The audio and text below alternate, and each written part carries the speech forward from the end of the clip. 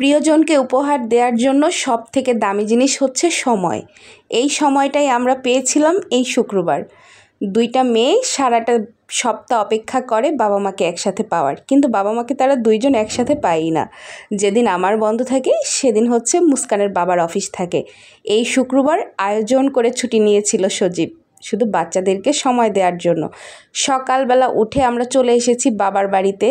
এসে দেখি আম্মুর গাছে কাকরোল ধরছে, আম ধরছে, সবগুলোই হচ্ছে আধা মরা অবস্থা। আমি আম্মুকে বলেছিলাম আমের আচার বানানোর জন্য। আম্মু আমের আচার বানানোর পর আমার জন্য রেখে দিয়েছে, আর আমি এসেই হচ্ছে সেই খাজানা নিয়ে বসেছি, কারণ এই জিনিসটা আমার ভীষণ প্রিয়। আগে পছন্দের ছিল জলপাইয়ের আচার, এখন হচ্ছে আমের আচার।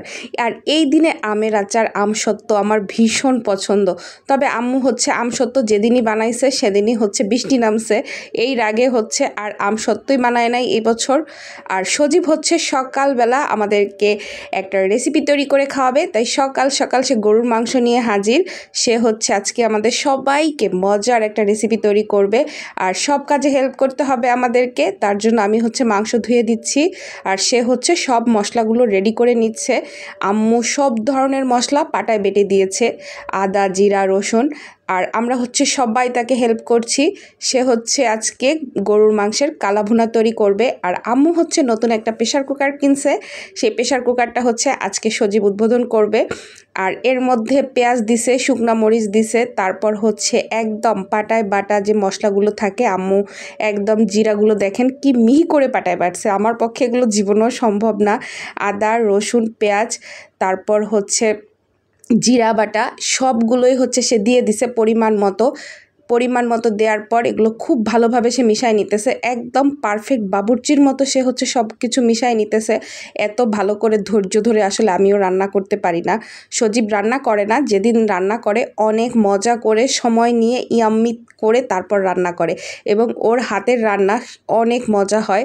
তারপর এর মধ্যে দিয়ে দিল সে গরুর মাংসের যে কালাভুনার মশলা থাকে, সে রাঁধুনি ব্র্যান্ডের একটা মশলা নিয়েছে, সেটা এর মধ্যে দিয়ে দিল। তারপর এর মধ্যে 2টা প্যাকেট ছিল, একটা ছিল মশলা আর একটা ছিল গোলমরিচের গুঁড়ার। গোলমরিচের পরিমাণটা আমরা অল্প পরিমাণে দিয়েছি, কারণ হচ্ছে গোলমরিচ বেশি দিলে সেটা গলার মধ্যে একটা ঝাঁঝালো ভাব হয়, যেটা আমাদের একদমই পছন্দ না কারোরই।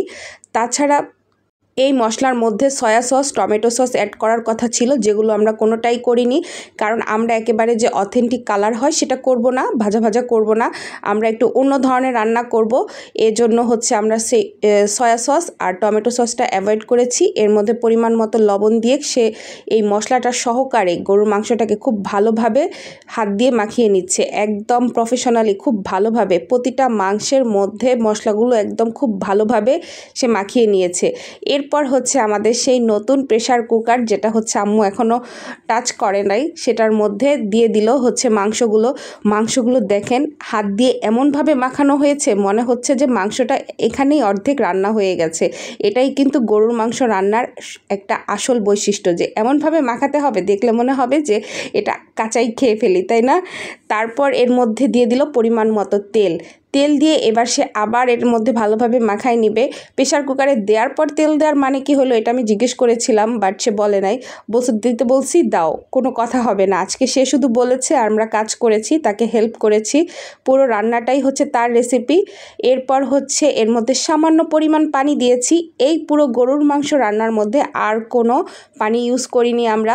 তারপর হচ্ছে প্রেশার কুকারটা চুলায় বসিয়ে দিয়ে অন করে দিয়ে প্রায় 4 থেকে 5টা সিটি দিয়ে নিয়েছি।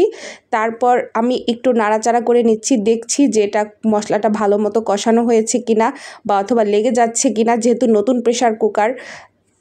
পোলাওর চাল ধুয়ে ভালোভাবে তারপর হচ্ছে চাল নিতে আমি রেখে দিয়েছি, যাতে পানিটা ভালোভাবে ঝরে যায়। আর এদিকে হচ্ছে সজীব পেঁয়াজ বেরেস্তা করে নিচ্ছে। পেঁয়াজ বেরেস্তা হচ্ছে এর মধ্যে দিয়ে দিব গরুর মাংসের ভিতরে।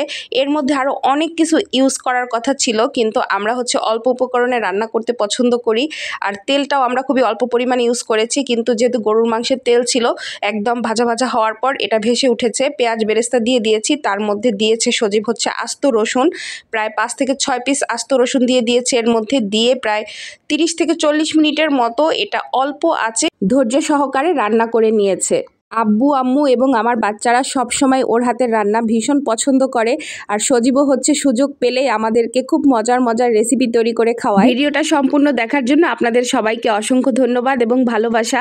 কে কোথা থেকে ভিডিওটা দেখছেন আর গরুর মাংসের কালাভুনা কার কার পছন্দ অবশ্যই কিন্তু কমেন্টস করে জানাবেন।